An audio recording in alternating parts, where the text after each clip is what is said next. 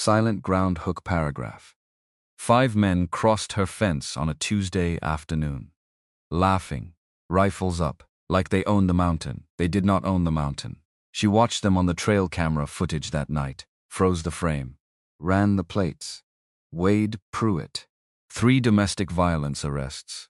Federal wildlife surveillance flag. 15 years of operating on this land like consequences were something that happened to other people. She had filed 43 documented violations with the sheriff's office. 43. The sheriff suggested she consider selling. She did not sell. 72 hours after she walked into those mountains alone, without a single shot fired, 4 of those men were dead in the federal forest, running, terrified. Cortisol so high the medical examiner flagged it in the autopsy report. The 5th survived. He refuses to describe what he saw. The case was ruled accidental death. It was not accidental. And the woman who bought that mountain? She was home, chopping wood, boots dry, coffee made, waiting for exactly this conversation. Silent Ground, Part 1. The woman who bought the mountain. The drone footage swept over Morrison Ridge before the sun had any real opinion about the day. Ridge after ridge of granite. Cold and absolute and indifferent to everything below it. Snow on the high faces, packed hard from months of accumulation. The kind of snow that does not melt so much as it surrenders, slowly, when the season finally insists. Timber so dense it swallowed light the way deep water swallows sound. No roads visible from this altitude. No power lines cutting across the wilderness. No evidence that human beings had ever decided this particular piece of the world required their improvement. And then, at the highest defensible point on 640 acres of raw Montana terrain, a cabin. Small. Deliberate. Built into the hillside like it had been placed rather than constructed. Like someone had looked at the slope and understood immediately that this was the only logical position. Clean sightlines down the access road. Open meadow on 3 sides. Anyone approaching would be visible for a long time before they arrived. That was not an accident. Nothing about this place was an accident. The woman inside had been awake since 4. She had in fact been awake before the alarm, which was always how it worked. The body learns its schedule and stops waiting to be told. 4 in the morning on Morrison Ridge in February meant darkness that had substance to it, not just the absence of light, but the presence of something heavier, cold that made the cabin walls contract slightly, a sound like a quiet argument between the wood and the temperature outside. Regan Cole measured her coffee. 31 grams of grounds on a digital scale that sat on the counter beside the French press. 400 milliliters of water heated to exactly 93 degrees Celsius. Not 92, not 94. A 30-second bloom while the grounds off-gassed and the water worked its way down through the bed. Then a slow, controlled pour that took 2 full minutes to complete. Some people found comfort in soft things, in approximation, in the warm generosity of close enough. Regan found it in precision. She drank standing at the window, while the dark pressed flat against the glass, and the mountains outside were nothing but shapes she knew were there. Then she did 30 pull-ups on the bar she had mounted in the doorframe. Perfect form every time. Shoulders engaged properly. Elbows tracking back, not out. The kind of form that comes from doing something correctly for so many years that incorrectness has simply stopped being available as an option. Breathing controlled throughout. No wasted movement in any of it. She ran the perimeter fence in the dark after that. 5 miles of terrain that climbed and dropped and climbed again, that offered loose shale on the eastern face and knee-deep drifts in the draw between the north face and the timberline. She came back, barely winded.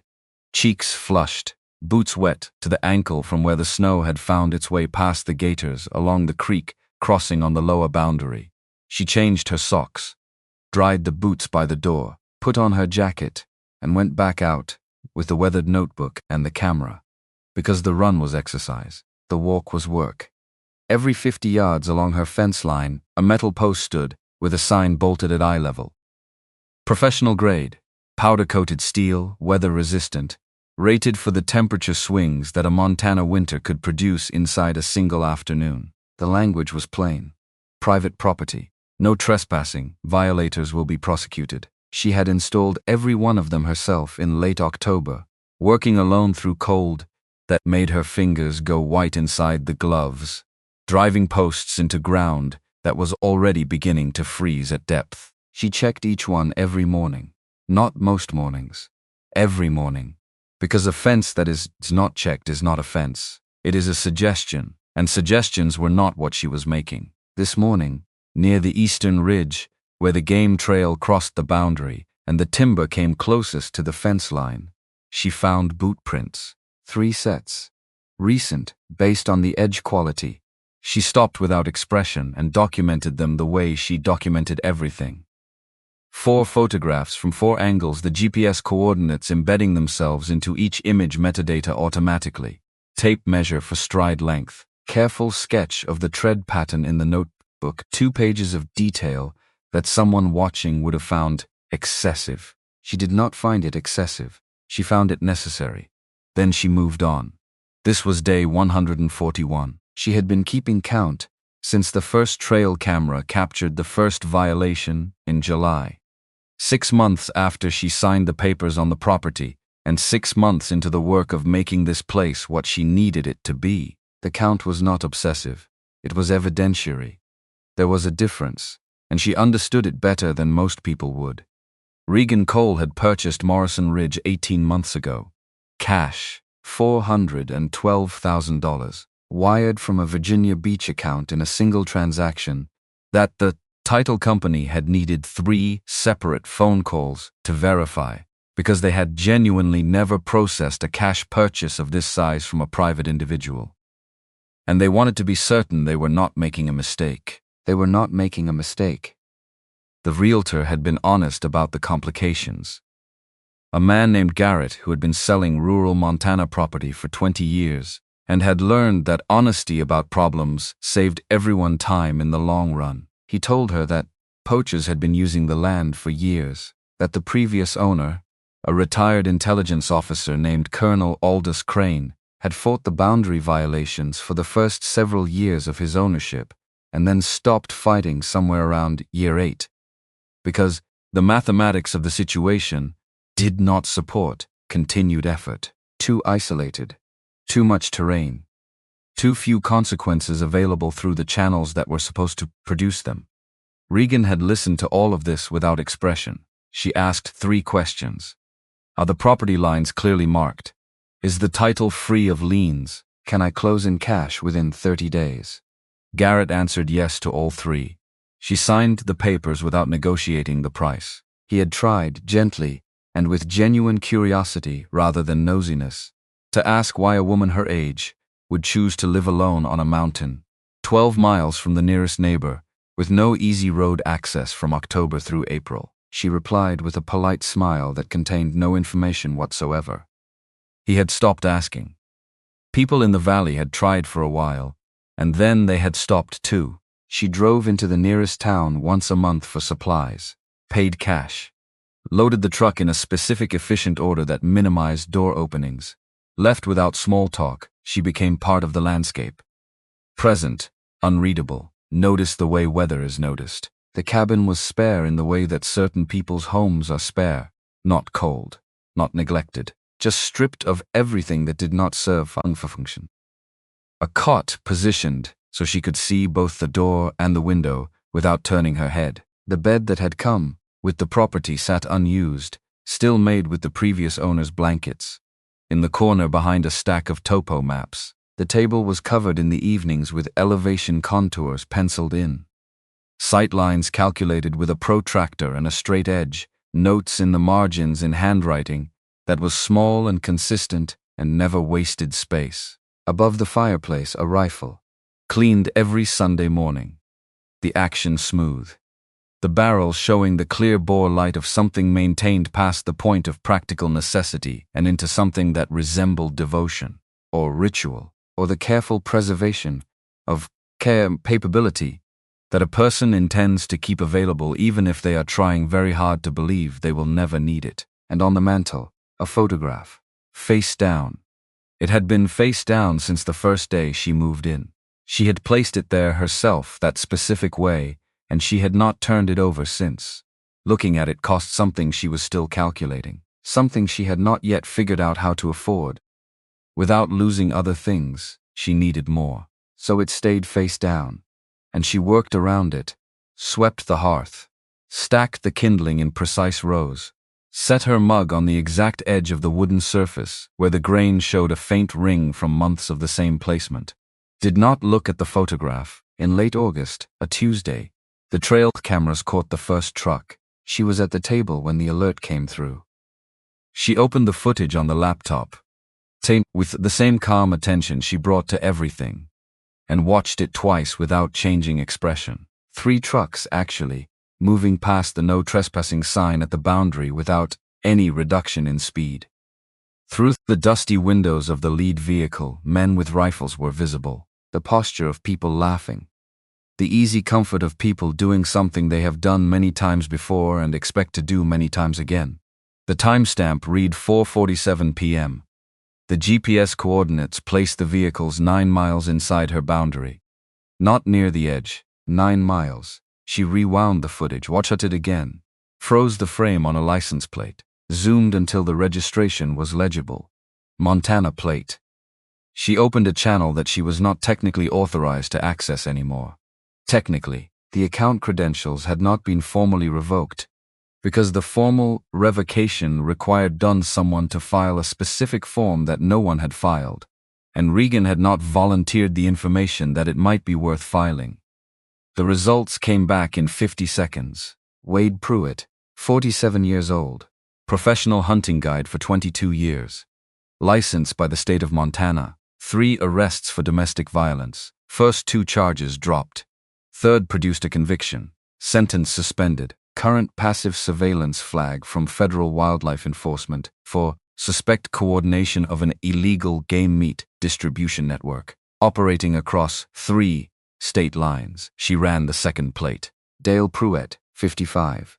Wade's older brother. 1 aggravated assault conviction, partial sentence served, early release. Current address 38 miles south. Third plate. Silas Knox, 38. No convictions but a notable flag pattern. 3 separate use of force incidents reported by different complainants in different jurisdictions, none of which had proceeded to charges. The phrase insufficient evidence appeared in each file with the specific frequency that suggests a pattern rather than coincidence. Fourth, Dex Mercer, 32. Wade Pruitt's first cousin. 2 arrests. 1 active restraining order filed by a former girlfriend in a county 200 miles south. Fifth, Troy Vane, 27, clean, no record, no flags, no history of anything. She looked at that one for longer than the others, because it was the outlier, and outliers were always the most interesting data point in any set. Troy Vane, 27, clean record, in the company of 4 men whose histories painted a consistent picture of people who had learned that consequences were negotiable. If you were strategic about where you operated, she noted it, filed it, moved on. What all 5 plates confirmed together was not a surprise, it was a confirmation. These were not confused tourists who had misread a boundary marker in low light. They were not hunters who had made an honest mistake and would respond to correction with apology. They were men who had been operating in terrain like this for years, with the specific confidence that comes from never having faced a consequence that actually landed. 15 years, she would later learn. The previous owner's cellar held 47 incident reports. Crane had documented 2. In his way, over 9 years, he had built a record of the violations. Sheriff response delays measured in hours when they came at all. A county letter dated 3 years ago that acknowledged the ongoing issue and explained with bureaucratic gentleness that resource allocation in a county of this geographic size made consistent enforcement in remote locations an operational challenge. Resource allocation. She had read that letter 3 times. Then she had started her own documentation. The camp was 8 miles from her cabin. She found it in October on foot, working her way up the access corridor from the northeast, where the timber thinned enough to allow movement without creating the kind of noise that carries in cold mountain air. Professional setup. Portable butchering station with proper drainage planning. high-end optics stored in foam-lined cases. The fire pit had ash layers that she counted and categorized. This was not opportunistic trespass. This was institutional, a camp that had been maintained and returned to over many seasons. A place they thought of as theirs, because no one had successfully told them otherwise. She returned to the cabin and added the coordinates to the Morrison Ridge topo on the wall behind the table. Red pin, the 17th red pin. She stepped back and looked at the pattern. Not random, systematic. They had the land mapped as well as she did, better in some ways. Because they had been here longer, that would need to change. The first time she drove to Calloway's office was mid-November. The folder she brought was organized the way she organized everything, which was to say, with the precision of someone who understood that the value of documentation is entirely in its accessibility under pressure. Printed photographs sorted by date and location. License plate registrations cross-referenced with vehicle descriptions and timestamps. GPS coordinate logs. A summary page at the front that presented the key information in the order that would be most useful to someone reading it quickly. 43 documented violations. 4 months of evidence. Deputy Freeman was in his late 20s. And tired in the specific way of someone who has been working too many consecutive shifts without adequate support and has stopped being surprised by anything, which in law enforcement is either a sign of experience or of defeat, and in his case, appeared to be both simultaneously. He looked at the folder with the expression of someone who recognized its contents and already knew the shape of the conversation it was going to produce. Sheriff Marcus Calloway came out of the back office. He was 56 years old, with 30 years of this county on him, visible in the way he moved across rooms and the particular quality of his attention. He looked at the folder. Then he looked at her. Not at the folder. At her. The distinction mattered. She met his eyes without explanation. He ran her name after she left. She had known he would before she walked through the door. The background check returned a wall. Department of Defense employment details redacted. Service record sealed, address history that moved from Virginia Beach to San Diego to Coronado to a training facility in Dam Neck, Virginia, and then to a series of coordinates that were not publicly listed because they did not correspond to publicly acknowledged locations. He called her the following day. She answered on the second ring. He said carefully and without malice that the situation she had described was a genuine concern, and that his office took property violations seriously, but that the practical realities of covering a county of this size, with limited personnel, made response times to remote locations longer than anyone wanted, that she might want to consider, and he said this gently, the practical question of whether the property was manageable alone, given the distance from support. She listened to all of it, then she said, "I'll manage it," and ended the call. But something in his voice stayed with her, not the suggestion to reconsider. She had already filed that away under information not relevant to current planning and moved on. Something else. The way a careful man sounds when he is saying less than he knows. When he is in possession of a calculation he has not shared because sharing it would require him to say something he is not yet ready to say. She noted it. The escalation moved on its own schedule. The way escalations do when nothing interrupts them. New violations in November. More in December. The trail cameras began catching the trucks with increasing frequency, the pattern shifting from periodic visits to something that looked more like continuous occupation. Equipment left on her property between trips. A makeshift shelter constructed from timber cut off her land without permission. The fire pit ash accumulating faster, and a sixth figure in some of the footage, staying at the edges of the frame never fully visible. She posted additional signs. Active surveillance. All trespass documented. Law enforcement notified. Prosecution pursued to the fullest extent of the law. The response was captured at 4:16 on a Thursday afternoon in December. Dex Mercer, identifiable by the jacket she had catalogued in October, used the nearest new sign for target practice. 15 rounds from a rifle at close range. The sign disintegrated. The others laughed. Then they walked past the destroyed post and continued deeper into her property, as if the sign had been an irrelevance they had already forgotten. She watched the footage once, added day 121. Additional warnings destroyed, deliberate and documented to the notebook. And she moved on. Because reaction was not strategy, and she was not finished with strategy. Wade Pruitt's voice on the directional recording she had positioned 3 weeks earlier was clear enough to transcribe. Some city woman bought the land. She probably never comes up this far, and even if she does, what's she going to do about it? Sheriff's 4 hours away on a good road. Forest Service isn't going to respond to a trespassing call up here. We've been running these mountains for 15 years. Dale, older and more careful, asked about the cameras on the trees. Wade said something dismissive. Troy Vane said nothing. She noted Troy's silence. The night of day 121 was a Monday. Temperature had dropped to 11 degrees by 10 p.m. She was at the table with the elevation maps when she heard it. Multiple engines. Coming up the access road without headlights, which meant they knew the road. Which meant this was not impulsive. She did not move immediately. She sat for a moment and let her nervous system do what it was trained to do, which was gather data before committing to response.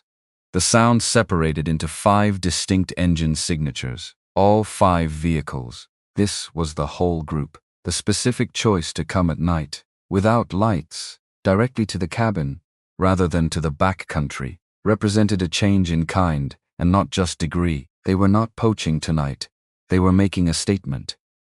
She crossed to the window without sound and looked through the gap in the curtains.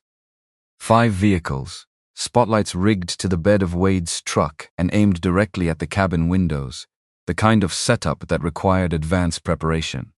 Not improvised, planned. Dex Mercer was moving toward the storage shed with something in his hand. The spray and hiss that followed was audible even inside. Wade's voice, carrying clean in the cold air. Let's see if the woman comes out. She did not come out. She stood in the dark cabin and watched the lights sweep across her walls and listened to the sound of men who had decided her silence was evidence of weakness, who had spent enough years in places where no one answered back, that they had stopped accounting for what it meant when someone didn't answer yet. 22 minutes. She timed it on the watch she had set on the table when she first heard the engines. Spotlights across every window in sequence. Engines revving. 2 rounds fired into the fence post with the camera housing cracking, but the unit maintaining functions because she had installed them inside secondary housings, rated for exactly this kind of impact. Something heavy, a rock based on the sound, thrown against the side of the shed, and Wade, twice more, with the settled confidence of a man who believes he is giving a performance with no audience. Nobody's coming. Nobody's ever coming. When the engines finally started up and the trucks pulled back down the access road, she waited 8 minutes before she moved. Then she put on her jacket and took the flashlight and the camera and went outside. The graffiti on the shed was explicit. She photographed it from 5 angles with the GPS active. The fence post was destroyed, camera housing cracked but functioning. She documented the ammunition casings without touching them, measured them, photographed them, measured the tire tracks in the snow, noted the footprint patterns near the shed door, the approach angle, the number of individuals who had come close to the structure versus those who had remained near the vehicles. Then she went back inside, and she opened the case under the bed. Good case. Hard-sided. Foam cutouts for each item precisely shaped to prevent movement in transport.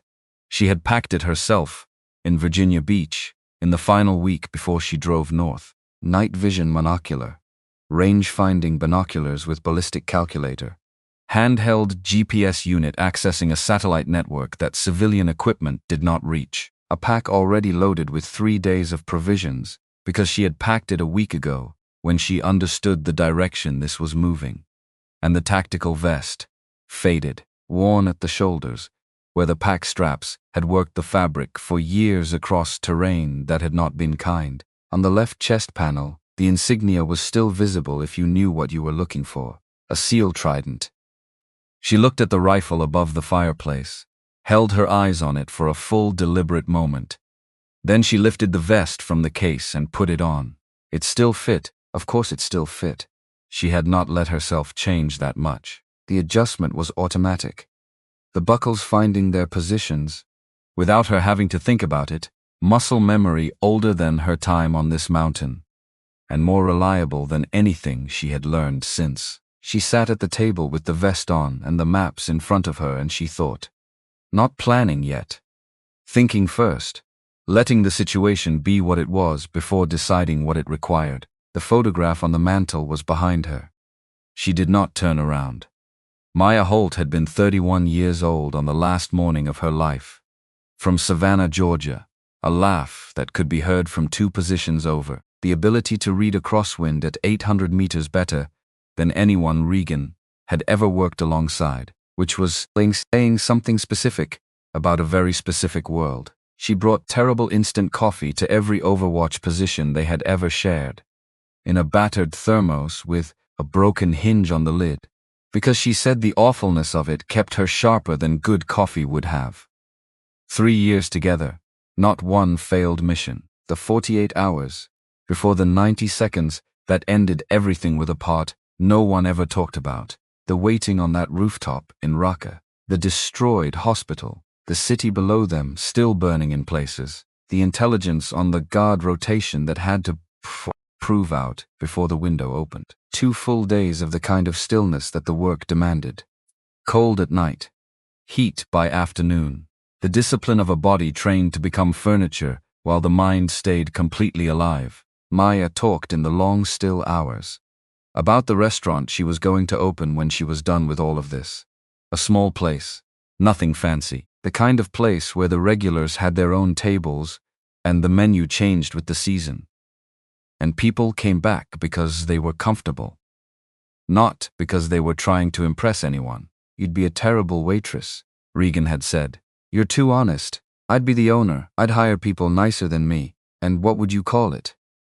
Maya had not looked up from her scope, wind reading, the small adjustments of a person at work, the long way home. Regan had not answered, because the right response was silence. And she had known it, and Maya had known. She had known it, and that was what 3 years produced, a language made of things that didn't need to be said. The long way home. Maya had not gotten there. Regan was still trying to find the road. She sat with the vest on, and the maps in front of her and the photograph behind her, and she thought about what the next stage required. Then she opened the drawer on the left side of the table. The satellite phone was in its original packaging. She had charged it monthly since she bought it and never used it. 1 contact saved, Virginia area code, no name associated with the number. She looked at it. Her thumb hovered over the case. Then she picked it up and pressed the number. 3 rings. Then a voice that had been answering calls at difficult hours for so long that ordinary sleep had become something it merely tolerated between emergencies. Harwick, Colonel. It's Cole. A pause. Brief but weighted with the specific quality of someone recalibrating to a name they had not expected. Regan Cole. It's been a while. Montana still? Yes, sir. What's the situation? She briefed him the way she had been trained to brief. Economical. Sequenced. The documented violations. The escalation pattern. The failure of available legal channels. The nature of last night's incident and what it represented in terms of the trajectory. She did not ask for help. She was asking for something different. Harwick listened without interrupting. The silence after she finished lasted 4 seconds. She counted. You have Crane's survey data. The observation positions. Found them in the cellar. His notes go back 40 years. Good. Crane and I mapped that terrain together. The acoustic properties of the draw between the north face and the timberline will carry sound in ways that aren't intuitive to someone who hasn't studied it. The upper ridge has 3 overlapping sight lines that cover every approach corridor. I thought you might have. There was something in his voice that might have been the ghost of approval. This isn't about force, Cole. Men like this have spent their lives being the threat in every equation they've ever been part of. They don't know what it feels like to be the smaller thing in a larger landscape. You know that terrain. They don't. You use it correctly, you make them believe something is hunting them, and the mountain will do the rest. Panic in unfamiliar terrain at night is not a survivable combination for men who aren't prepared for it. Is it defense if they die? She asked it directly. He was quiet for longer this time. I spent 30 years in situations where that question didn't have a clean answer. What I can tell you is this. They're on your documented land after documented warnings and documented failure of law enforcement to respond. You don't touch them. You don't fire at them. What happens to them is a function of their own choices in terrain. They entered after 147 days of clear notice. The legal and moral weight of that belongs to them. The call lasted 4 minutes and 11 seconds. She deleted the log immediately when it ended, removed the SIM card, set the phone on the table. She opened the black notebook. Technical. Different from the documentation log. Elevation corrections. Wind pattern observations broken down by month and time of day. Acoustic notes on the drawer and the north face, and the 3 ridgeline positions she had identified in October. She turned to a fresh page. Day 147. All warnings exhausted. Proceeding with territorial defense. She set the watch alarm for 4 in the morning. Then she sat in the cabin with the vest on and the photograph down and the maps spread in the lamplight, and she did not sleep because there was no need for sleep. She had done this kind of waiting before. In a destroyed hospital in a city that was still burning, in positions that required stillness measured in days rather than hours, in the specific silence between the decision and the action that some people call fear and others call clarity. She called it work. Outside, the temperature dropped further. The wind moved through the Bitterroot Range, the way it had been moving through those mountains since long before any of this existed, and would continue moving through them. Long after every piece of it was over, the fence stood in the dark. The signs stood in the dark, every one of them, exactly where she had put them. Clear, professional, impossible to misread, unless you were choosing not to read them, which was a choice. And choices, she had learned in places considerably less forgiving than this mountain, had consequences that were not subject to appeal. The alarm went off at 4. She was already awake. The coffee took 4 minutes and 20 seconds. She drank half of it at the window, watching the dark begin its slow negotiation with the pre-dawn gray. The temperature outside was 9 degrees. Visibility was good. No wind at this hour. That would change by mid-morning. She had already accounted for it. She finished the coffee, set the cup in its exact place, put on the outer layer over the vest, the pack, the NVG unit, the range-finding binoculars in the side pocket, the GPS, the jamming device, small as a deck of cards, in the chest pocket where she could reach it without opening the pack. No rifle. That decision was made and she did not revisit it. She stood at the door. The cabin behind her was exactly as it always was. Warm from the overnight fire, maps on the table, notebook closed on top, rifle above the fireplace, unmoved, undisturbed. The case under the bed, properly closed. The photograph, face down on the mantel. She did not turn around.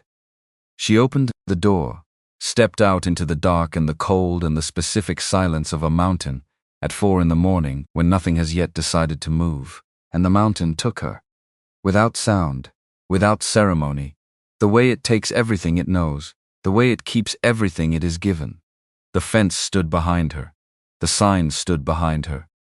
Day 148 was beginning, and Regan Cole walked into it the way she walked into everything, without wasted motion, without hesitation. Precisely, silent ground.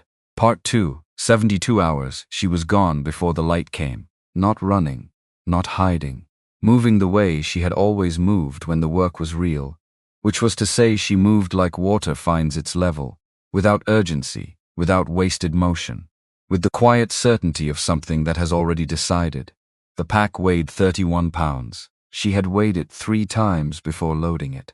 3 days of provisions. The NVG unit, range-finding binoculars, the GPS and the jamming device, small as a deck of cards, that she had tested twice in the past week at ranges that would not interfere with her own equipment. A medical kit, paracord. The kind of supplies that did not suggest violence. They suggested patience, which was different. and much harder to explain to a jury, and also not the point.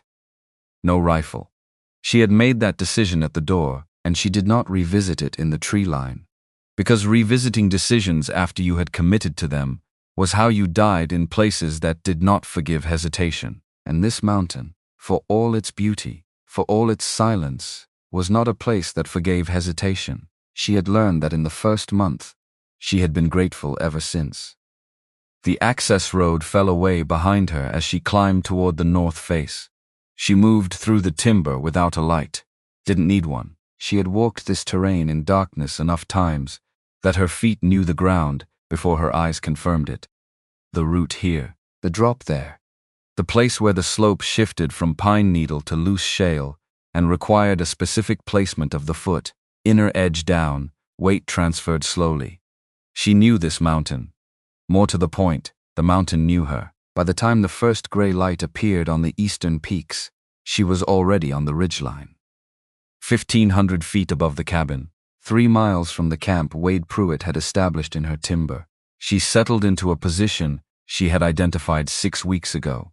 Flat rock, good overhang, natural concealment from below. She had measured the sight lines from this exact point, with a protractor and a compass on a Sunday afternoon in October, when the light was right, and she had 2 uninterrupted hours. She had sat here then, and understood what Colonel Crane had understood 30 years before her. This ridge saw everything. Everything below it was visible. She pulled out the range-finding binoculars and began her reconnaissance. Wade's camp came into her field of view at 6:15 in the morning. 5 men, 2 still in their sleeping bags, 1 at the fire, coaxing it back from coals with small pieces of kindling, and the kind of focused attention men give to fire when they are trying not to think about something else. Silas Knox was already up, checking his rifle with the professional habit of someone who did this automatically and found comfort in the repetition. Troy Vane was sitting on a log at the edge of the camp. Not eating, not checking equipment, just sitting, staring at the tree line. She noted it. She noted everything. The camp had been here 17 days consecutively now. That was new. They had come and gone before, 2 or 3 days at a time. But 17 days without returning to town suggested something had shifted in their calculation. They were not treating this as a hunting trip anymore. They were treating it as occupation. She wrote the time in her notebook, the head count, the equipment she could confirm at this distance, the behavior patterns. Then she closed the notebook and settled in to watch, because watching was most of the work. Always had been. In Raqqa, the watching had lasted 48 hours before the 90 seconds that everyone remembered. No one ever talked about the 48 hours. The cold, the silence. The discipline required to remain motionless in a destroyed building while the city fell apart around you, and you catalogued targets and calculated angles and waited for the conditions to align. Maya had been good at the waiting. Better than Regan, honestly. Which was saying something. Maya Holt from Savannah, Georgia, who had a laugh like a screen door in summer, and who could read a crosswind at 800 meters better than most people read road signs, who brought terrible instant coffee in a thermos to every Overwatch position they had ever shared, because she claimed the awfulness of it kept her alert, who had said, once, on a rooftop in a city whose name Regan had tried very hard to forget, that the reason she was good at waiting was that she had spent her whole childhood waiting for things to get better. They always do, she had said. You just have to outlast the bad part. Regan had not thought about that in a long time. She thought about it now. On the ridgeline, watching 5 men who had no idea they were being watched. And she waited. The morning passed. Wade's group moved through their routine with the comfortable familiarity of men who had been doing this for years. They knew this land better than she had understood when she first arrived. Better than the documents in Crane's cellar had suggested. The trails they used were not trails she had found in any survey. They were game trails, memorized, shortcuts through dense timber that shaved miles off routes. 15 years. That was what 15 years of operating without consequence looked like. It looked like belonging, like ownership. She watched Silas Knox glass the ridgeline at 10 in the morning. He was good at it. Systematic. Left to right. Pausing at the high points. She remained motionless beneath the rock overhang and watched him look directly at her position for 6 full seconds. He moved on, because there was nothing to see, because she had positioned herself, knowing how he would look, and from where, and at what angle the morning light would be coming, and what the natural eye is drawn to when it is searching, without specific knowledge of what it is searching for. She had been taught by people who had spent careers making themselves invisible in places where being found meant dying. Knox was a good hunter. He was not hunting someone who had been trained the way she had been trained. There was a difference. At noon she ate half a protein bar, water from the insulated bottle. She did not build a fire, did not move from her position, except to shift her weight every 40 minutes to prevent the kind of muscular stiffness that made fast movement impossible. She had done longer stretches than this, much longer, in conditions that made Montana in winter feel like a spa. She did not think about that either. She thought about the camp below her, and the geometry of the terrain and the 3 things she needed to accomplish in the next 72 hours. The first thing, establish that she was present. Not show herself, not confront. Just make them aware, on a level below conscious thought, that the dynamic of this place had changed. The second thing, make that awareness grow. The third thing, let the mountain do the rest. Harwick had been right about that. He was usually right about terrain. It was people he had sometimes gotten wrong. But terrain he understood with the certainty of a man who had spent his career turning landscape into strategy. The mountain will do the rest. She had the mountain. She had the rest. At 2 in the afternoon she moved for the first time. Not toward the camp, parallel to it. East, staying below the ridgeline, keeping the timber between herself and the open ground. She covered ground quickly now. No reason for slowness here. They were all in camp. She had confirmed the head count 20 minutes ago. And this section of her route was in dead ground from every position they occupied. She reached the first placement point in 11 minutes. The jamming device went into the hollow of a downed pine, 20 meters from the game trail that was their primary route north. Wedged tight, covered with bark. Operational within 3 minutes of activation, which she would control remotely at the appropriate time. She moved to the second placement point, then the third. Then she climbed back toward the ridge and settled again, watching, waiting, the way she had always known how.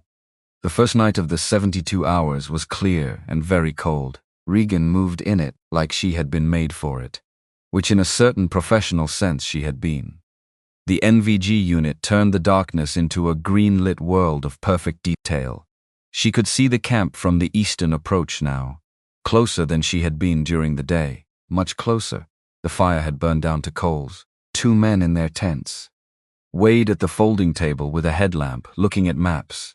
Dale Pratt at the edge of the firelight, sitting very still in a way that suggested he was not as relaxed as he was trying to appear.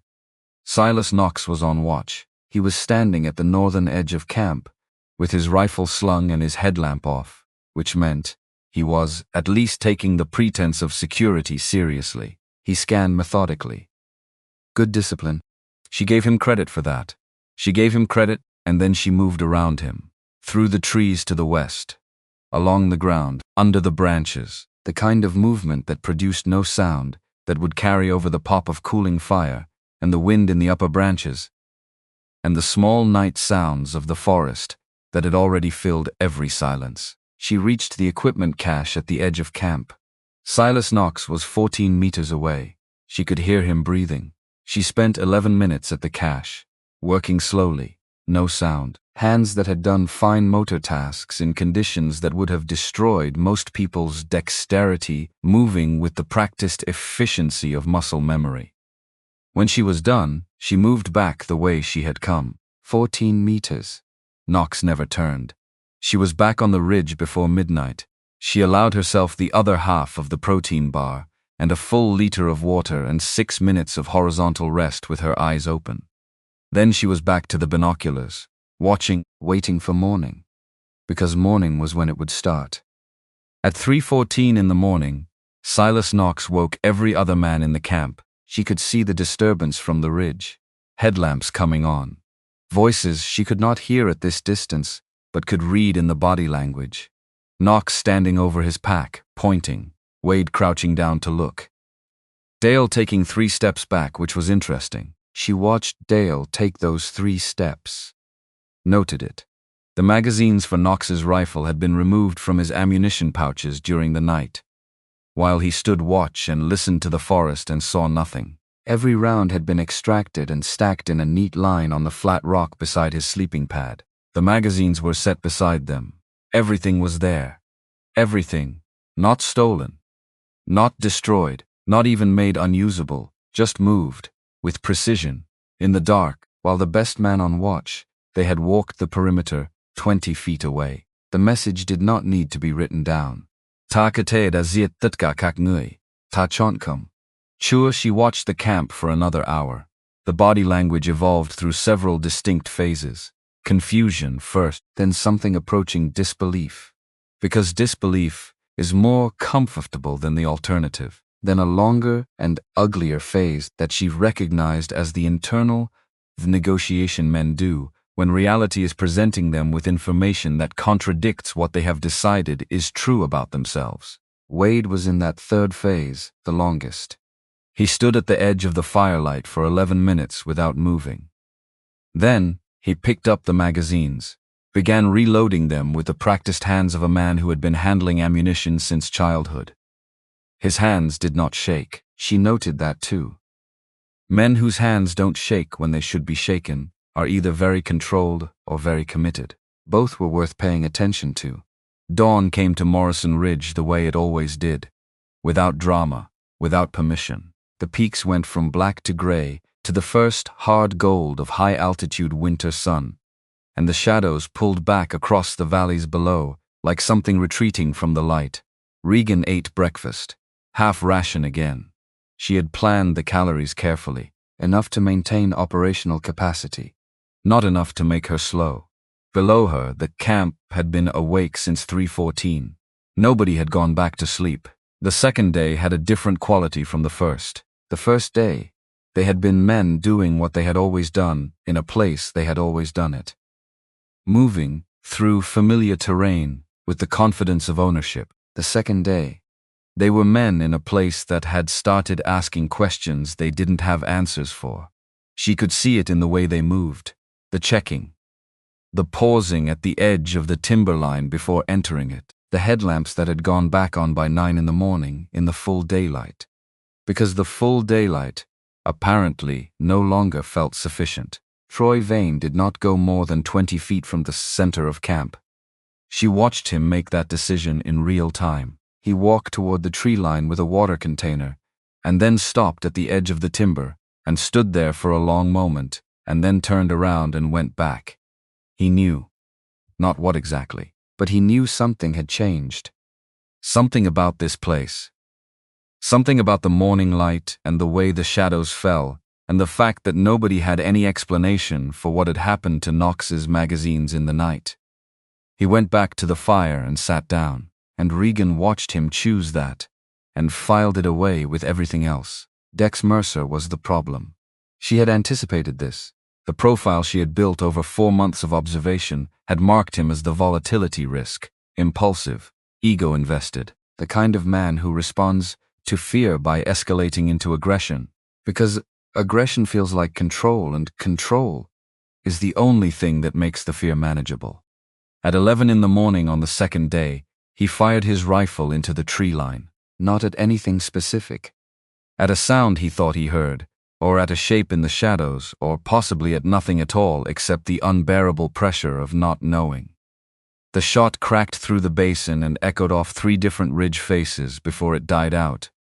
And then, in the ringing silence after the last echo, from the eastern ridge, exactly opposite the direction he had fired, a single whistle, short, clear, one note, not an animal sound, not wind through rock, a deliberate, human sound, coming from a direction that had nothing to do with where he had shot, and indicating, precisely and without any possible ambiguity, that whatever was listening to them had not been where he thought it was, had never been where he thought it was. The silence after the whistle lasted 30 seconds. She counted. Nobody in the camp spoke for 30 seconds, and then they all spoke at once. Wade's voice cut through the others. Enough. And the camp went quiet in a way that was much more frightened than it would have been before the whistle. The internal monologue she allowed herself during the long still hours on the ridge was not heroic. It was not strategic. It was the kind of thinking that happens when the body is locked in one position and the mind is given too much quiet and too much space and not enough to do with either. She thought about Maya. Of course she thought about Maya. She always thought about Maya in the dark. That was just a fact of her life now, the way grief becomes a fixture rather than a visitor after enough time. It doesn't get smaller. You just build the room around it, and eventually it looks like furniture. She thought about Savannah, about the screen door, about terrible instant coffee in a thermos on a rooftop. She thought about the 48 hours before the 90 seconds. They had lain in that position, on the destroyed hospital rooftop, for 2 full days, waiting for the conditions to align, for the wind to cooperate and the light to position correctly, and the intelligence, on the guard rotation, to prove out or not. 2 days of stillness and silence and the kind of focused patience that the job demanded. Maya had talked in whispers during that wait, not about the mission, about everything else, about the restaurant she wanted to open someday. She had it planned out in detail. A small place, good food, nothing fancy. The kind of place where people came back because they felt comfortable, not because they wanted to impress someone. You'd be a terrible waitress, Regan had said. You're too honest. Maya had smiled without looking away from her scope. I'd be the owner. I'd hire people nicer than me. What would you call it? A pause, wind reading, adjusting for infinitesimal correction. The long way home. Regan had not responded to that, not because she didn't have something to say, because the right response was silence, and she had understood that, and Maya had understood that she understood it, and that was what 3 years of working alongside someone produced, a fluency in the things that couldn't be said. The long way home. Maya had never gotten there. Regan was still finding the road. She wiped her eyes with the back of her glove, which was the only acknowledgement she would make, and returned the binoculars to the camp below. The second night was when Dale Pruitt tried to leave. She almost let him. He packed quietly, around 2 in the morning, while the others slept. Rolled his sleeping bag. Loaded his pack with the efficient movements of a man who had made this decision over a long time and was not going to change his mind. He picked up his rifle, his keys, moved toward the vehicle track that led south, and stopped. She watched him stand at the edge of camp for 4 full minutes. Looking south, looking back, the calculation visible in his stillness. The track south was 2 miles through dark timber, to vehicles that may or may not be operable, on a road that she knew, and he would now be understanding, better than he did. He went back to his sleeping bag, did not sleep. The jamming device activated at 2:47 in the morning. Not dramatically. Not with any sound or light or signal, just a quiet electronic instruction that altered the radio frequency environment within a 300-meter radius of the camp. GPS units began returning inaccurate coordinates. The satellite communicator Wade had brought for emergency use returned no signal. The handheld radios worked, but only to talk to each other. Nothing going out, nothing coming in. She had timed this for the early morning hours, because the human nervous system is at its lowest ebb between 3 and 5 a.m. This was not a theory, this was physiological fact, documented, studied, used as tactical knowledge, by people whose profession required understanding human limits, and knowing that. At 3:15 in the morning, she moved to the position on the north face that she had calculated in October with a protractor and a compass and the acoustic notes she had built over 18 months of walking this terrain, the draw between the north face and the tree line.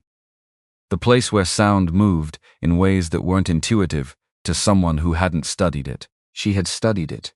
She knew exactly what it did with a human voice at certain frequencies. She didn't use her voice. She didn't need to. She used a length of cord strung between 2 points at specific heights with specific tension, and let the wind, which she had been tracking for 2 hours and had identified as steady from the northwest at 4 knots, do the rest. The sound it produced was not identifiable. It was not an animal sound exactly.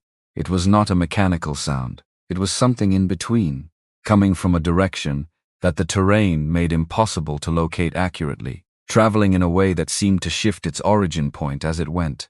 In the camp below, a light came on. Then 3 lights. Then someone said something she could not hear but could interpret perfectly from the body language. It's everywhere. By dawn of the 3rd day, the camp had changed. She could see it from the ridgeline. The way they sat, the angles of their bodies, the way every man in that camp had oriented himself so that his back was to something solid. The fire was too large, burning more wood than necessary, fed with the compulsive urgency of people who have started equating light with safety in a place where they can no longer locate the threat. Wade was still trying to hold the center. She gave him credit for that too. He was a man with certain qualities: resourcefulness, physical capability, the kind of stubborn authority that had kept 5 men operating in rough terrain for 15 years without serious incident. Those were real things. Worth acknowledging. They were just not sufficient.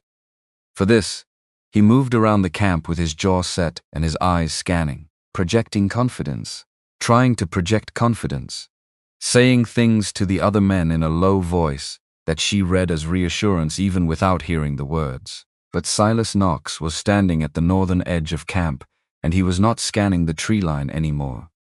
He was looking at the ground, just the ground, like a man who has gone quiet inside, in a way that has nothing to do with discipline and everything to do with something having broken. And Dex Mercer. Dex Mercer had not fired his rifle since the whistle. He had been holding it for 6 hours without putting it down.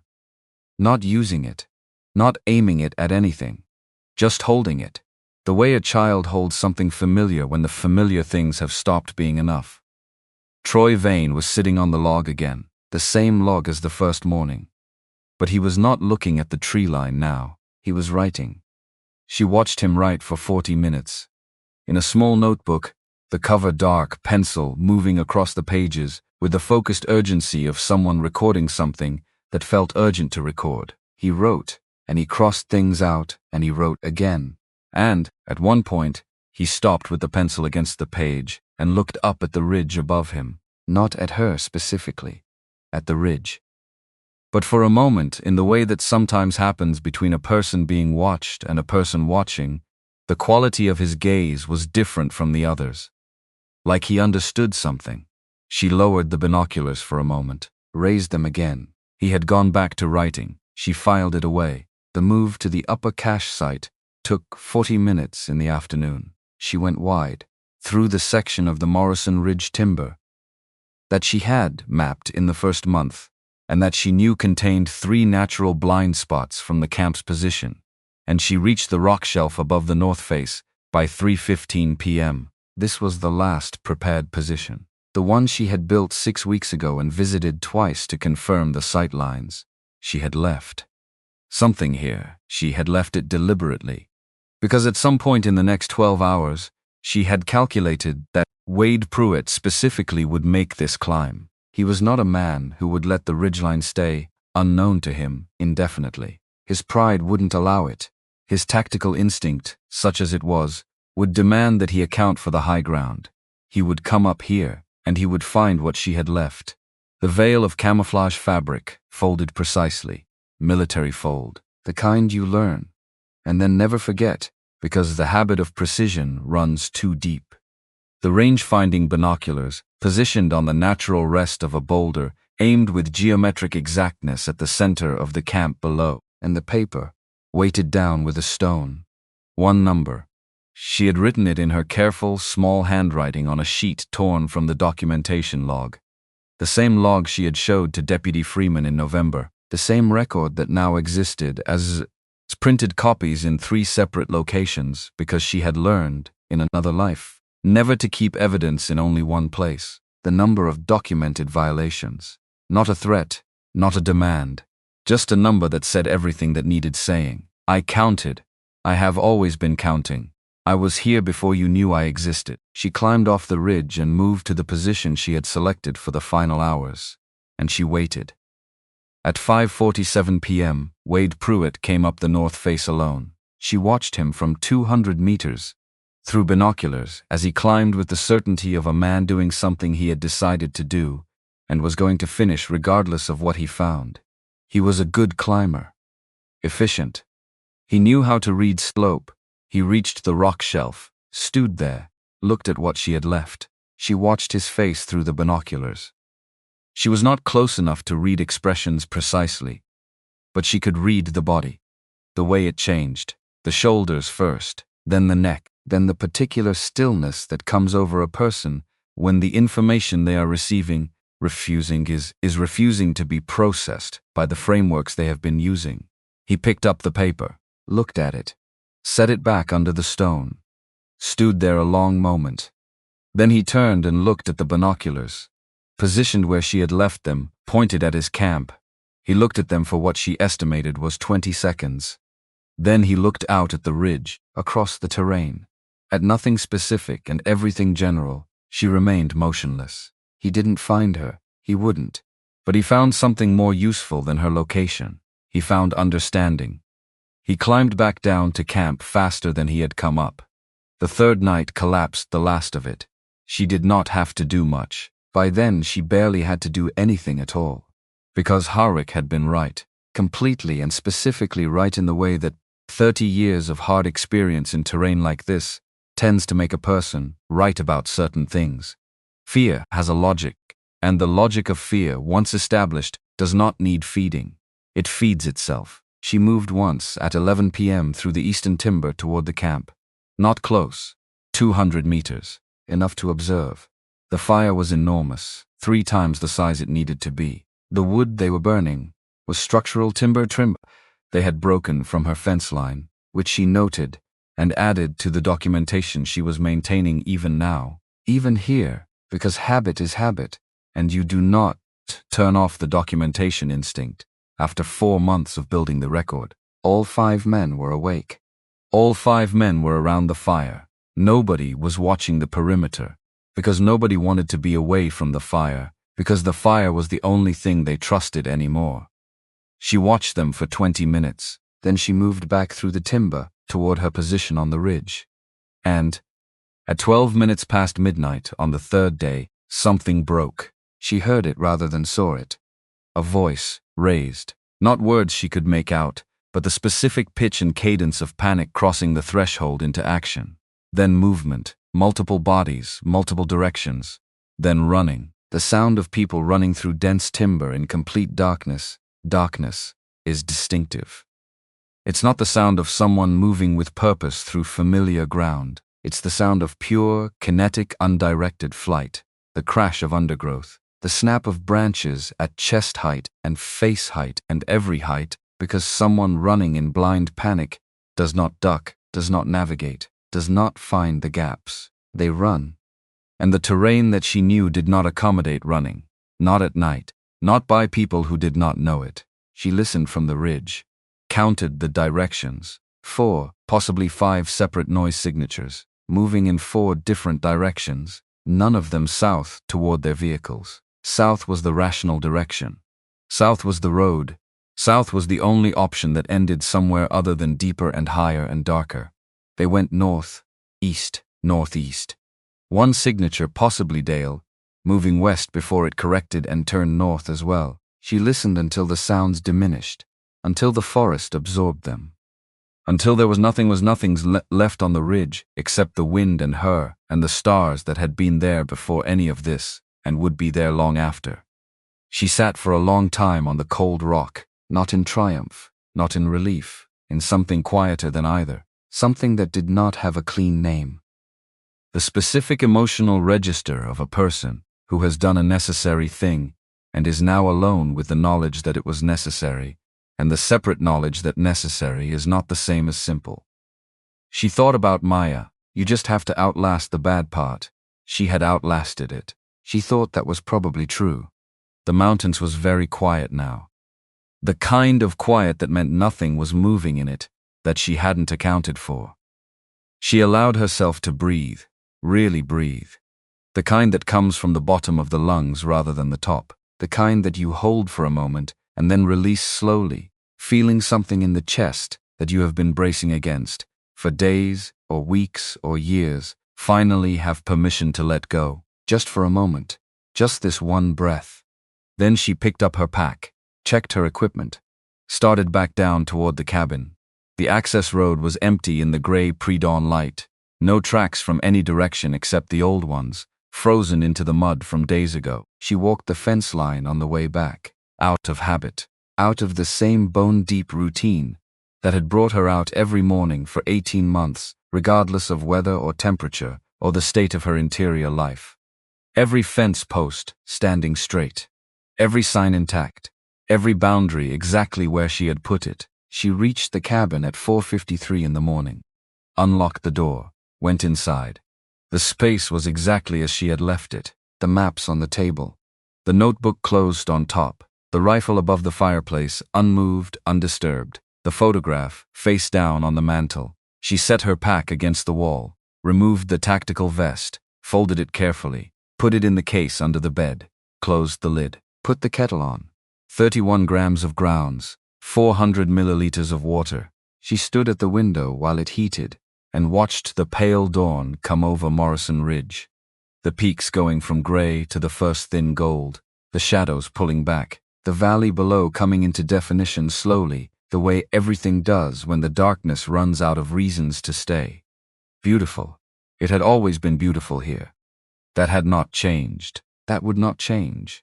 She poured the water, let it bloom, made the coffee with the same precision she brought to every morning, and sat down at the table with the cup in her hands and the maps in front of her, and the notebook at her elbow, and the mountain outside the window going quietly gold in the morning light, somewhere in the distance.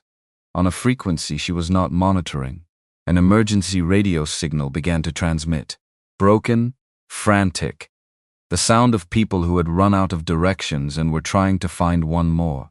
She heard it the way you hear something you have been expecting, without surprise, almost without reaction, almost. She sat with her coffee in the morning quiet of her cabin, and she let herself feel it, the whole of it, the weight of what the last 72 hours had been, and what they had required, and what they had cost, which was not nothing, which was never nothing, regardless of what the circumstances demanded. She was good at the job. She had always been good at the job. She just wished sometimes that the job was something else, but the fence was standing, the land was quiet, and the mountain had kept its word. She drank the coffee, set the cup on the edge of the table, and waited for what came next, which she already knew. Because she had planned for this too. Silent Ground Part 3. What the Mountain Keeps. The helicopters came on the 4th day. She heard them before she saw them.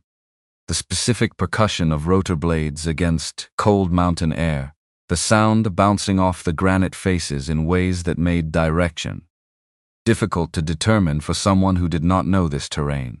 She knew this terrain. She had the binoculars up before the first aircraft cleared the southern ridgeline. 2 helicopters, search and rescue markings, moving in grid patterns over the national forest land that bordered her property to the east and north. She watched them from the porch with her coffee. Just watched, the way you watch weather moving in, the way you watch something you've been expecting arrive on the schedule you calculated for it.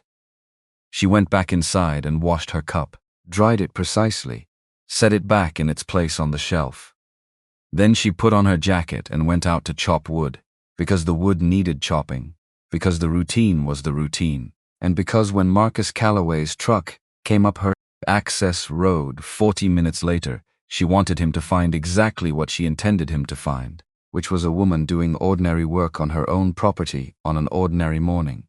Boots on the block, axe coming down, each piece splitting clean with the single-strike efficiency of someone who had been doing this long enough that the motion had become pure and automatic. She heard the truck before it cleared the tree line.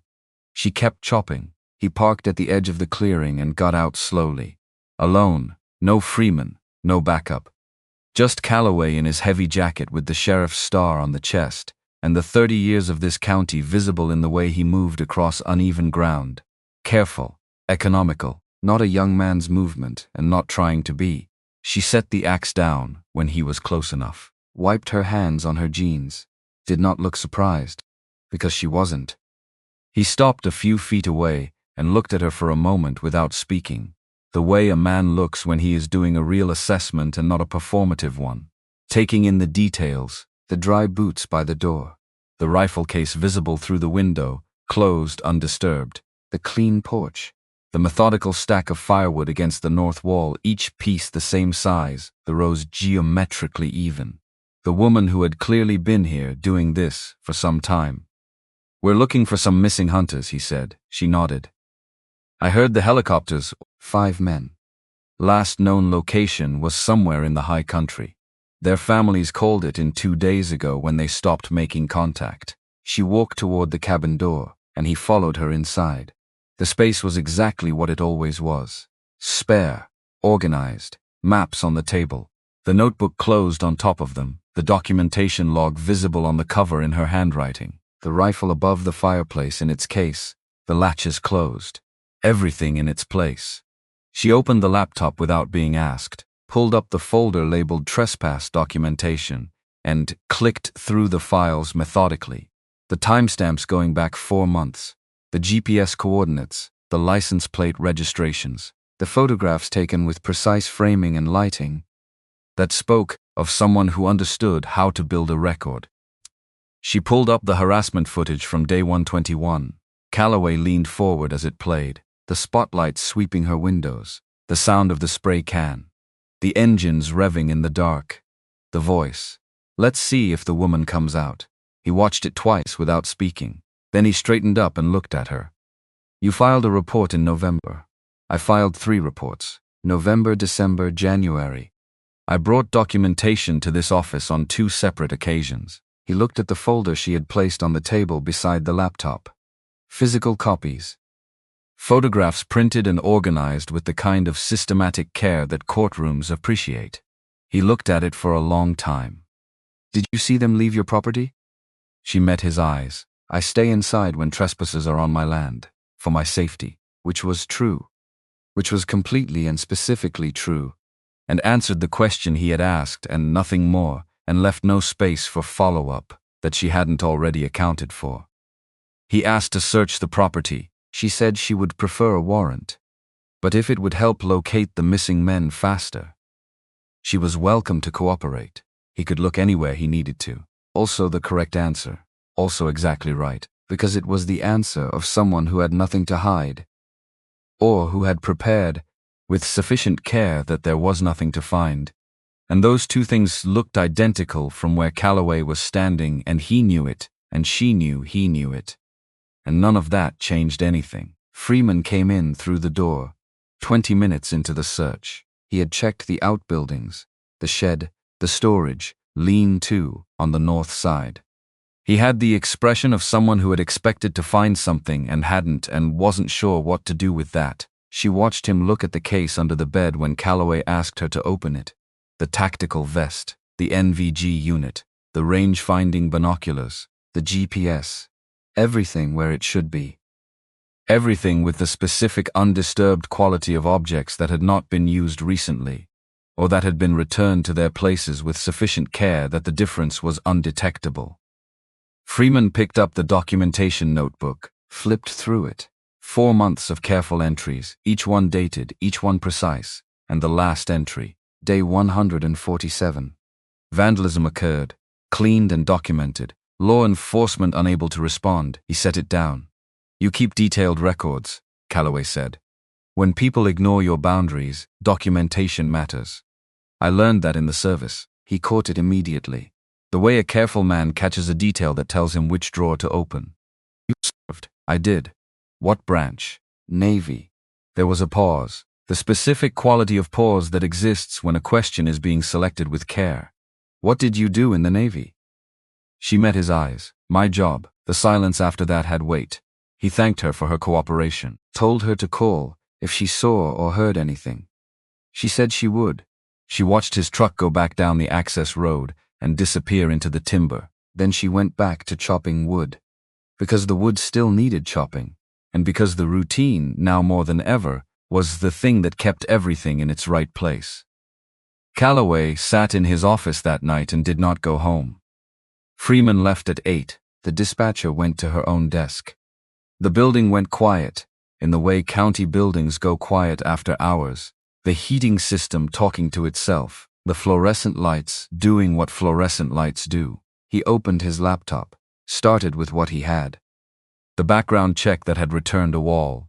Department of Defense employment details redacted. Service record sealed. An address history that jumped from Virginia Beach to San Diego to Coronado to a facility whose name he recognized and whose function he understood well enough to know what kind of people were trained there. He searched deeper, looking for the edges of the wall, the places where classification thins out because enough time has passed, or because someone filed something in the wrong category, or because the congressional oversight requirements demand some level of public record even when the details stay buried. He found a news article from 2017. Regional paper. Small item. Navy personnel honored for classified counter-terrorism operation. No photograph. No name. Details classified. A brief acknowledgement that someone had done something significant enough to warrant recognition and sensitive enough that the recognition itself had to be kept vague. The date was September 2017. He noted the date. He found a second item in a military affairs database.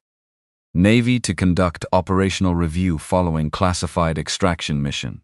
SEAL team member cleared of wrongdoing following investigation. Names redacted. Dates in the same window. He tried the service record again through a different pathway, hit the same wall, but at the edge of the wall, in a congressional appropriations database that was technically public because it had to be, he found a line item, Medal of Honor nomination, fiscal year 2018. Subsequently reclassified as Navy Cross, recipient listed as Chief Petty Officer R. A. Cole. Citation redacted in full, not partially redacted, fully. Every word of the description of her actions classified as a security risk. He sat back in his chair. In 30 years of law enforcement in Cascade County, he had run background checks on several thousand people. Hunters, ranchers, seasonal workers, the occasional federal employee passing through. He had seen redacted files before. He had seen sealed records. He had never seen a citation redacted in full. He had never seen a wall like that one.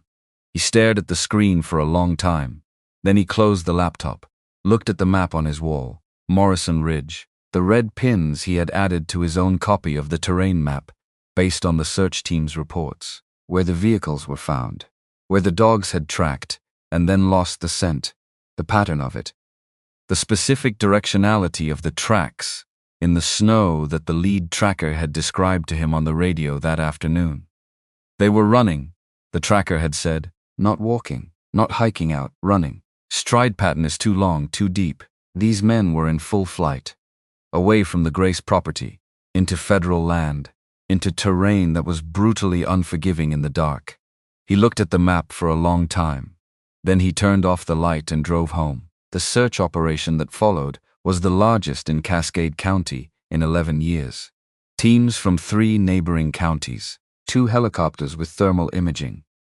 Cadaver dogs that worked the terrain in shifts because the ground was too rough for extended deployment. Volunteers who came because people in places like this still come when someone is lost in the mountains, regardless of who they are or what they might have done. It took 6 days. On the second day, they found the first vehicle, abandoned in a clearing 8 miles from any maintained road. Doors open, keys in the ignition, 2 rifles leaning against the hood, safety still engaged. A coffee mug on the hood with the liquid frozen solid at the bottom. The camp behind it looked like someone had left in the middle of preparing dinner. The second vehicle appeared on day 3. Same story. Abandoned in a way that spoke of urgency rather than intention. The GPS unit inside still powered on, the last waypoint logged miles from where the vehicle sat, as if the driver had become disoriented in a way that could not be explained by darkness or weather alone. The third vehicle on day 4. Parked at an angle against a tree line. Not parked. Left. The difference between parking and leaving a vehicle is visible in the angle and the distance from any logical destination and the doors. All the doors were open. In one of the vehicles, on the back seat, they found a notebook. Small. Dark cover. Pencil tucked into the spine. The lead investigator from the state police, a detective named Aldrich, who had worked major cases for 20 years and had the particular flatness of expression that comes from seeing too much for too long, read the final entry aloud to Calloway. The handwriting deteriorated across 3 lines. Neat at the top. Something else by the bottom. Something is out there. It knows where we are. We need to leave now. Aldrich looked at Calloway. Calloway looked at the notebook. Said nothing. The bodies were found on day 6, not all at once. Not in one location. 4 of them scattered across 3 miles of federal land, all in the same general drainage, all at different elevations. The medical examiner arrived by helicopter and worked the scene for most of a day before giving Calloway her preliminary findings. Dr. Sears was 50 years old and had the precise, unsentimental manner of someone who found this certainty in physical evidence rather than in the stories people told about it. She walked Calloway through each location with a tablet showing the body positions on a topographic overlay. Primary cause of death is exposure and hypothermia, she said. But there are complications. What kind? They died close together in time, within hours of each other based on decomposition rates, but in different locations spanning 3 miles. That's unusual for exposure deaths. People generally die where they stop moving. These men were still moving when they died, moving fast. He looked at the terrain on the tablet. What she was describing was people running through this at night. Yes. What about cause of death? She shook her head. No gunshot wounds, no blunt force trauma, no evidence of physical assault. Toxicology will take weeks, but preliminary examination shows elevated cortisol and adrenaline consistent with extreme psychological stress. Fractured ankles, broken fingers from falls, deep lacerations from running through dense brush at speed. These men were not hiking out. No, they were running. Running like something was behind them, and whatever was behind them never touched them. He looked at the terrain map. All 4 had been on federal land when they died. But the track analysis suggested they had entered federal territory from the Morrison Ridge property boundary and continued moving away from it until their bodies gave out, toward nothing, away from something. What about the 5th man? Wade Pruitt. She pointed to the eastern edge of the search grid. If he followed the same movement pattern, he could have traveled a significant distance before stopping. We expand the search tomorrow. They found Wade Pruitt on the 8th day, 18 miles from the Morrison Ridge boundary. He had crossed into the adjacent county before he stopped. He was alive. Barely. Multiple fractures from falls. Severe dehydration. Hypothermia that had progressed to the point where the medical team's initial assessment was grim. He had found a depression in a rock face and crawled into it, and that had been the only thing that kept the temperature differential sufficient to maintain his core enough to survive. When he was stable enough to speak, the investigators came. He answered questions about his name, his address, the names of the other men. Then they asked what happened on Morrison Ridge. And Wade Pruitt, who had spent 47 years being a man who was not afraid of anything, looked at the wall of the hospital room. Something was hunting us. That was all. The investigator pushed. What do you mean? What did you see? What did you hear? Pruitt turned his head away. I mean, something was hunting us. I mean, we ran because there was no other choice. I mean, I don't know what it was, and I don't want to know. He was charged 6 weeks later with trespass, destruction of private property, discharge of a firearm on private property, and violations of federal wildlife law. The documentation Regan had maintained over 4 months formed the evidentiary backbone of the case. 147 days of timestamps and GPS coordinates and photographs and license plate records. It was, as the county prosecutor described it privately to Calloway, the most complete and professionally organized private documentation of criminal trespass she had ever seen. The case never went to trial. Pruitt pled out. The spring came to Morrison Ridge the way spring always comes to high country, reluctantly, in stages, snow retreating from the lower meadows first, exposing grass that had been waiting under it for months with the patient certainty of things that know they will be needed again. Wildflowers in the south-facing slopes. Deer returning to the open ground, the elk that had been displaced from their traditional routes over years of human pressure, beginning tentatively to use the Morrison Ridge corridors again. She walked the fence line every morning, still, always, because that was the work, and the work did not stop because the immediate crisis was over.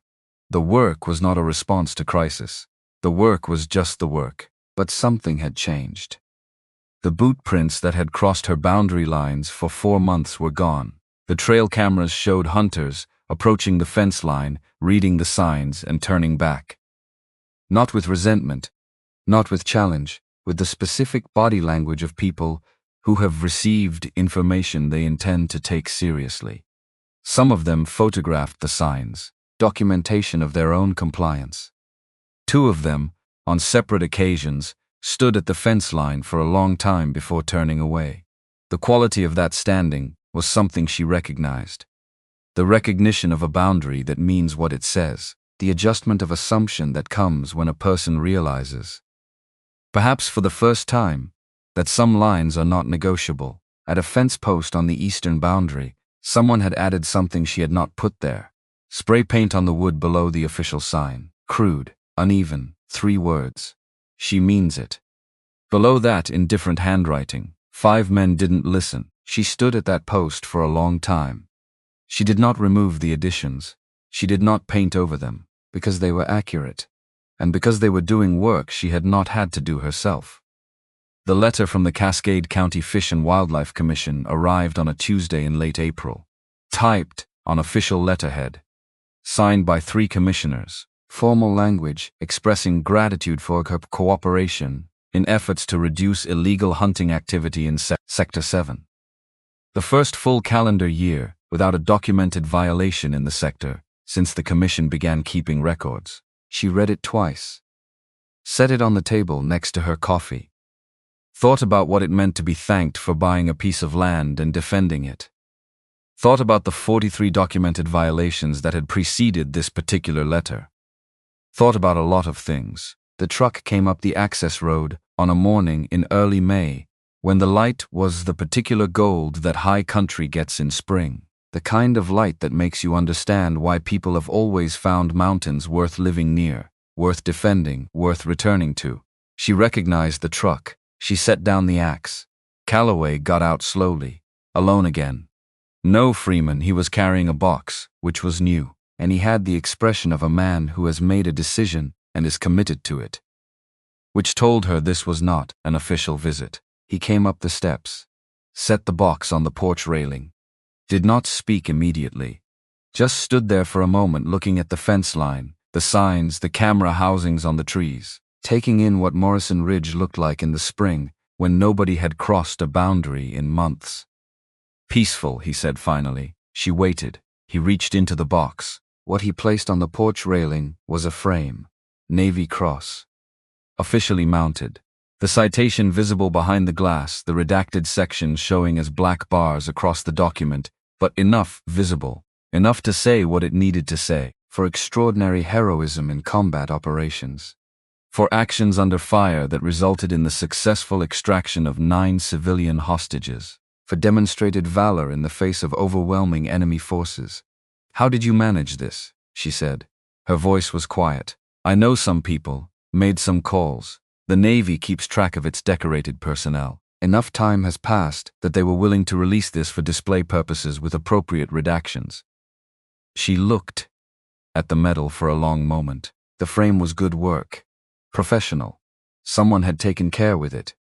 "I didn't want recognition," she said. "I know, but you earned it, and more importantly, you earned the right to choose what to do with it." He reached into the box again. The second item was an envelope, personal. No official letterhead. The paper was thin, and the handwriting on the front was precise and economical. The handwriting of a man who had spent a career writing things that needed to be clear. She opened it. Inside was a card, 4 words and an initial. Boundaries held, mission successful. H. She looked at it for a moment. The number she had called from the satellite phone, the 4-minute conversation in the dark. Before she went into the mountains. Harwick. Colonel Brent Harwick, who had helped Crane map the sight lines and acoustic properties of this terrain decades ago, and who had told her during that call that the mountain would do the rest. He had been right. She walked to the fireplace inside, set the card on the edge of the mantel. Then she held a match to the corner and watched the paper curl and blacken, and the words disappear into ash, before the ash disappeared into nothing. Calloway watched from the doorway. Did not comment. She came back to the porch. He reached into the box one more time. The Fish and Wildlife letter, her copy properly countersigned. He laid it on the railing beside the Navy Cross. They're thanking you for buying land. They're thanking you for making it mean something. For making the boundaries real. Whatever the outcome was and however it was achieved, the result is measurable and significant. 0 violations. Wildlife recovery. The forest is responding.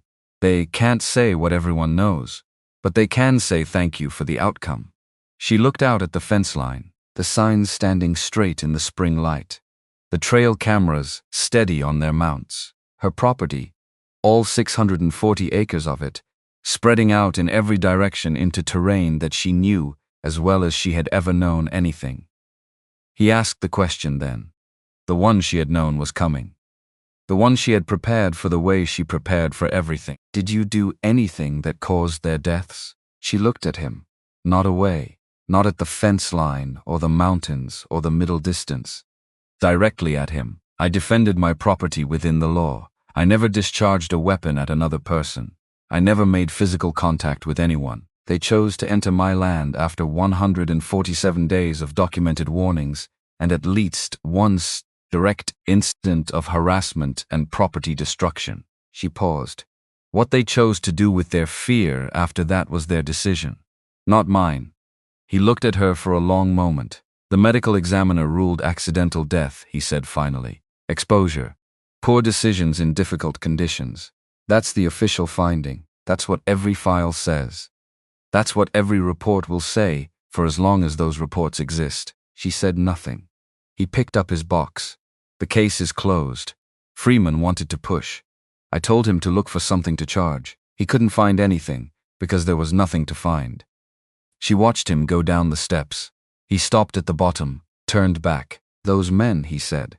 Wade Pruitt beat his wife badly enough twice that she needed surgery. Silas Knox had 3 separate accusations of assault that never made it to charges because the witnesses declined to cooperate. Dex Mercer's former girlfriend filed and withdrew a restraining order because she was afraid of what would happen if it was granted. Dale Pruitt did time for beating a man half to death over a property dispute. He let that sit for a moment. I'm not making a moral argument, he said. I'm just telling you what I found when I looked. She said nothing, because nothing needed to be said. He nodded once. Then he said the thing she had not expected. Not the words exactly, but the weight behind them. The specific gravity of a man saying something he has decided to say with the full knowledge that he doesn't have to say it. Stan has chosen to anyway. For what it's worth, he said. That's citation, the redacted one. I read between what I could find. 9 people came home because of what you did in that city. 9 people who had families waiting for them. 9 people who didn't know your name and never would. He looked at her. So I want to say it, even if no one else can. Thank you for your service, Chief Petty Officer Cole. The first time, when you wore the uniform. And the second time, right here. Because you drew a line and you made it mean something. And this mountain and this county are better for it. She held his eyes, nodded once. He got in his truck, drove away. The tire tracks filled with the soft, late afternoon light as he went, and then he was gone around the tree line, and then the sound of the engine faded, and then there was nothing except the wind and the fence and the mountain and the spring afternoon, settling over Morrison Ridge like something that had been waiting a long time to be allowed in. She stood on the porch for a while, just stood there, letting it all be what it was. Inside, when she finally went in, the cabin was exactly as it always was. Warm from the morning fire she had built up before the day began. Lamp light over the table, maps she knew by memory but kept anyway. The notebook closed on top of them, the rifle above the fireplace, clean, maintained, hers. She placed the Navy Cross on the mantel. Set it where the light from the window hit it in the afternoon. Then she stood in front of the fireplace and looked at the thing that had been face down on the mantel for 18 months. Maya Holt smiled from the photograph. Desert camouflage. Sunlight behind her. The specific grin of someone who is exactly where she has chosen to be and knows it. The transport vehicle in the background. The sky, the particular shade of orange that skies in that part of the world achieve at the end of a long day. Regan picked up the photograph, held it for a moment. The weight of it was the same as it had always been. The weight of looking at it was different, not smaller, different. She set it upright on the mantel, beside the Navy Cross, stood there, looked at both of them, the medal that said what she had done, the photograph that said who she had been doing it with. She raised her coffee cup, not to the room, not to herself, not to anything she could have named if someone had asked her to the dead who had earned rest, to the living who had learned boundaries, to the mountain that kept its secrets, and to peace, however it was won. She drank, set the cup on the mantel edge, turned off the lamp, and in the last of the afternoon light coming through the window, she walked to her cot, and she lay down. This was not remarkable. She lay down in the afternoon every day when the work allowed it. But today she did not lie there cataloging what needed doing tomorrow. She did not run the fence line in her mind, counting the posts, checking the camera positions. She did not review the documentation folder, or calculate what the spring runoff would do to the Eastern Access Road, or think about the supply run she needed to make to town before the end of the week. She lay in the quiet, and the quiet was quiet, and the mountain outside was the mountain outside, and the fence was where she had put it, and the signs said what she had made them say, and beyond the wire, beyond the boundary, she had drawn and defended, and made real through 147 days of careful work, and 3 days of something else entirely. The forest was returning to itself. Elk on the traditional migration corridor for the first time in years. Birds in numbers, the ranger reports described as statistically significant. Wolves re-establishing territory they had abandoned. The land healing in the specific way that land heals when pressure is removed, when the thing that had been taking is gone. When whatever replaces it knows how to be still. She heard the wind in the pines through the window she had left open 2 inches, despite the cold, the way she always left it, because she slept better with air moving. She heard the creek from the eastern meadow, still high with snowmelt. The sound of it carrying farther in the spring air than it would in summer. She heard nothing else, nothing at all. And she did the thing she had not been able to do for a long time. The thing that had been somewhere on the far side of whatever the last 18 months had required of her. She closed her eyes, and for the first time since a rooftop in Raqqa, since the blast and the silence on the radio, since the memorial service and the dress uniform and the 30 seconds at a podium, where she accepted a medal for something she would have given back every day for the rest of her life if the trade had been possible. She slept, really slept, the deep, quiet, complete kind. The kind that means the bad part is over. The kind that means you made it to the other side. Morrison Ridge settled into evening around her, the peaks going from gold to amber to the deep blue-gray that high country does when the sun goes below Western Range and the sky stays lit for a while longer, holding the color like it is reluctant to let go of the day. The fence stood. The signs were clear, and on the mantel in the last of the light, 2 photographs. No, 1 photograph, 1 medal, both of them standing upright, both of them visible, both of them exactly where they were supposed to be. The mountain kept its secrets. It always had.